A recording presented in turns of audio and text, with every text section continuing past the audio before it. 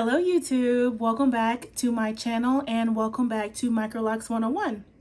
Today we're going to be discussing determining your parting size. Now this is different from the actual thickness of the lock extension and the size of the part on your scalp. I don't want you to get those two confused because they're two completely different things. The size of the thickness of the actual lock solely determines and depends on the thickness of your hair. So if you have finer hair or thin hair, you will not have a bunch of thick locks. You will have smaller, skinnier locks. This is only talking about the actual parting size on your scalp. And we're going to talk about a few tips today and go over a few examples, and I'm also going to show you a few examples of the clients that I've worked on with these type of hair conditions, or not really conditions, but hair types. But I do want to give a quick disclaimer. So even though I'm giving you these tips today, you will still have to use personal judgment on your own hair or help from your stylist to determine which size best fits your hair. As we know, it's not a one size fits all when it comes to hair, because some of us have different textures for different parts of our hair. Some parts of our hair is thicker than the other parts. So there may have to be some interchangeable parts, or maybe some have to be bigger and some have to be smaller. That is where your personal judgment comes in, or the help from your stylist. So there's still going to be work that needs to be done outside of this video. Now that we got all the boring stuff out of the way, let's get into this. So first we're going to talk about thinner hair. Now I know people don't like to have it to be called thinner hair. They want to say fine hair. But in my opinion, fine hair, it represents the texture, not the actual amount of hair on your head. When someone says, oh, I have very fine hair, I think of very soft and delicate hair. I don't think of just thinner hair, or you just have less dense hair. So that's why you're going to hear me say thinner hair versus fine hair. So when you have thinner hair, I'm going to insert picture here. And as you can see, the parts for my thinner hairs clients are slightly bigger than what you would see when my clients have thicker hair. That is because I want to eliminate as much tension as I possibly can on her scalp. Because as we know, when the hair starts to lock and goes through the locking process, the elasticity of the hair goes away, which means there's going to be constant tension on your scalp. Regardless, there's no way out of it. It's not about a retwist. It's not about a tight retwist or a tight retightening. It is just going to pull on your hair, on your scalp, no matter what. It's unavoidable. So we want to minimize the tension as much as possible so we can keep the hair on our head. And also, when you have thinner hair and you have a thick lock extension, as your hair grows out, you are going to see that line of demarcation, because your natural hair is still going to be thin. It's not going to get thicker just because you have extensions in. It's going to stay the exact same way, but the only difference is you're going to be able to see it, and your extensions just make it longer. It doesn't add any extra thickness to the hair that is growing out of your scalp. So that's also something to keep in mind when you are determining your parts. And also, you know, my iPad is here, so if you see me looking down, that's because I don't want to forget anything, and I don't want to miss any important information that I can give you guys, because, you know, I'm here to help. So the second type of hair that I have worked with is thick hair. That is the thick afro, coarse hair. It doesn't always have to be coarse, but it's thicker. There's a lot of hair. It's dense, and you just have the big afro going. Me personally, I have thick hair. I have a lot of strands on my hair, and as well as the density. So when it comes to doing thicker hair, you do have more wiggle room when it comes to parting sizes.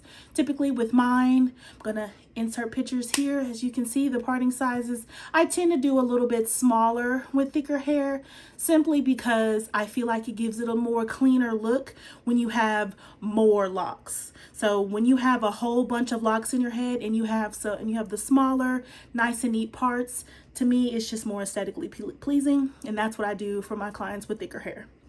And that's what I have for my hair as well. I know y'all have seen my videos of my lock tour, kind of. My parts are rather small. I kind of wish they were just like a little bit bigger because it's kind of hard to keep up with sometimes. But that's typically my pattern for thicker hair. And you see in the pictures that I post and in my own hair as well. And that's what I like to use. So number 3 would have to be the straight or permed hair. Now, this is the one that's going to be kind of tricky because straight hair and permed hair work very, very differently than the thicker, coarse hair. So there is no specific parting size or grid pattern for permed hair. You really just have to go with what the client has. So I have one client that has permed hair and it's very long, and then I have another client that had permed hair and it was very short, and it was also fine or thinner, or whichever one you prefer. And you see there's a big difference in both of them. So there's not really a standard.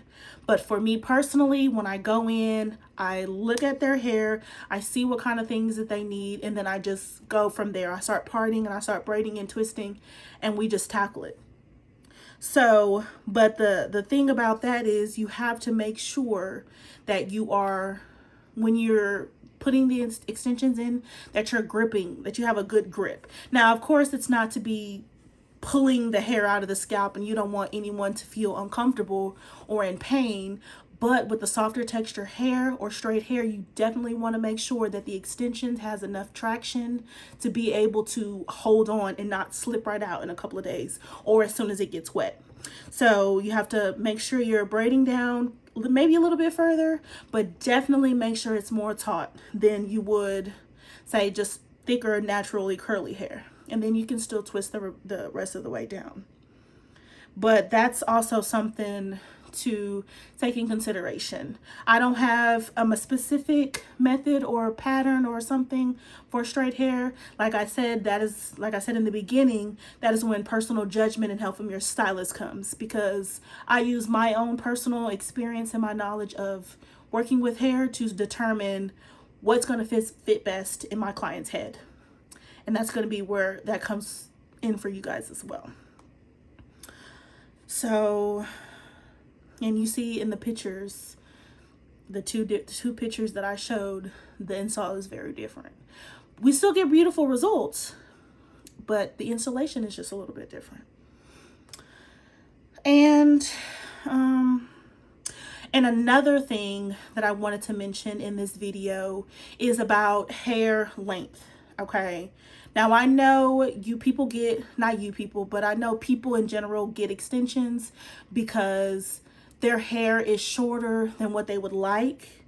But I want you to know that sometimes your hair could potentially be too short for extensions, because like I said just a few minutes ago, you do need enough hair or a certain grade or a certain, you just need a certain amount of tension and traction on your hair for the extension to be able to hold. So if you have an inch of hair, that may not be enough to hold on the extensions for a long period of time. Now, when you're getting knotless braids and box braids and styles that you plan to take out in a month or 2 months, excuse me, my eyes itching, a month or 2 months, then that's perfectly fine. If it slips out, then it slips out. But if you want Microloc extensions, you really don't want them to slip out. So you want to try to make them look the best you possibly can.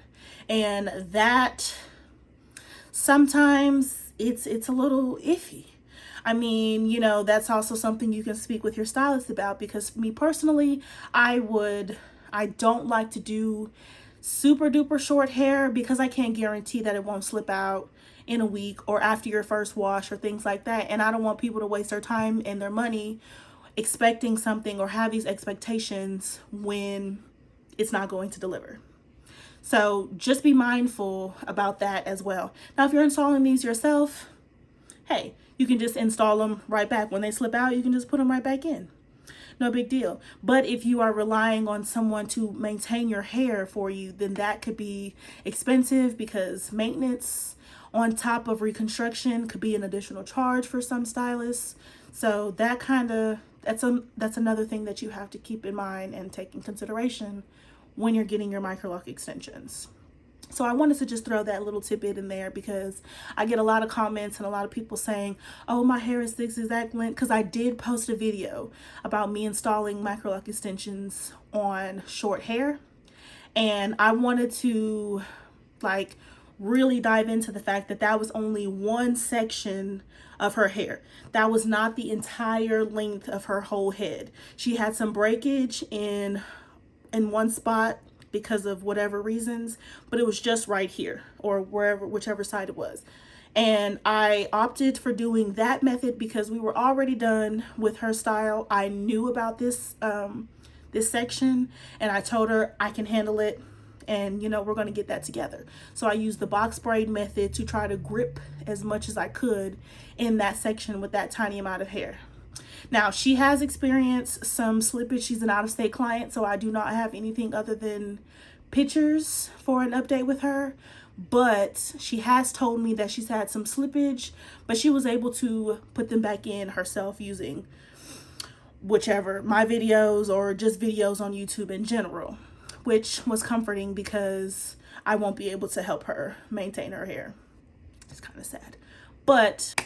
And that's all the tips I have for you guys today. I hope this video was somewhat helpful. I know I can't give you all the answers, and I can't give you everything, because everything also depends on your individual hair, and it's not a one size fits all, and sometimes it's more difficult to be able to give you this advice without having to actually see your hair. But I hope these tips help you just some.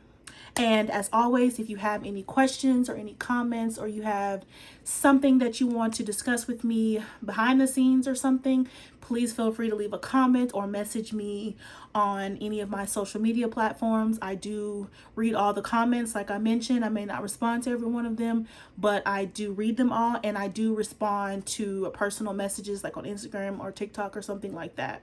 So those are additional ways to contact me. And I want to thank you guys for watching this video. Stay tuned for the next one. Bye.